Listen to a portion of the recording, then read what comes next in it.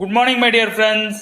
நம்ம உடம்புல ஒவ்வொரு நிமிஷத்துக்கும் பல லட்சக்கணக்கான செல் உருவாகுது, அழியுது. இந்த ப்ராசஸ் நடக்கும்போது இயல்பாவே ஃப்ரீ ரேடிக்கல்ஸ் சொல்ற நச்சு இயல்பாவே உருவாகும். அந்த நச்சை அழிக்கிறதுக்கு ஆன்டி ஆக்சிடென்ட் அப்படின்ற ஒரு வேதிப்பொருள் நம்ம உடம்பே உற்பத்தி பண்ணும். சில சமயத்துல உணவுல இருந்து அது பெறப்படும்.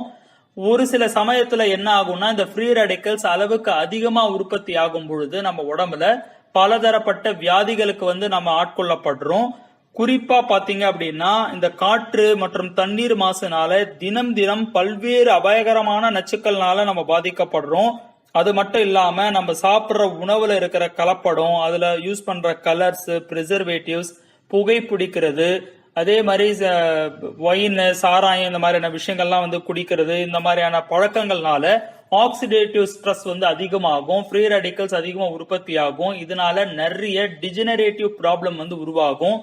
குறிப்பா சொல்லணும் அப்படின்னா, சக்கரை நோய், கேன்சர், ஆர்த்தரைட்டிஸ் போன்ற பிரச்சனைகள், heart problem, neurological problem, brain சம்பந்தப்பட்ட ப்ராப்ளம் எல்லாம் இயல்பாவே நிறைய வரதுக்கான காரணம் இந்த மாதிரி மாசுபட்ட கலப்படமான பொருட்கள் நம்ம சாப்பிட்றதுனாலதான்.